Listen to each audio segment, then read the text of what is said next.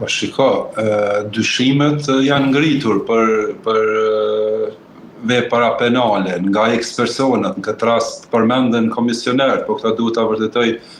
prokurori i shtetit, pastaj eventualisht gjykata. Dhe nuk është pastaj shumë e rëndësishme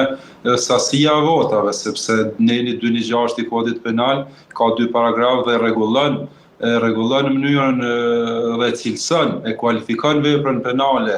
në këtë rast të cenimit të votës, transferimit paligjshëm të saj, bartjes të saj, dhe pastaj bën ndarjen edhe nga persona të tjerë, nga personat e komisionit qendror. Pra,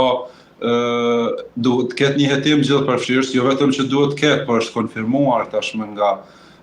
kryeprokurori i Prizrenit që i ka autorizuar policinë që të mbledhë informata, nuk mund të jetë ndryshe as në komunat e tjera, pra unë po besoj që do të jetë një proces i monitoruar mirë, do të grumbullohen informatat në kohë rekord, sepse këto janë të raportuara, pra janë gjatë rinumërimit evidentohen sakt, pra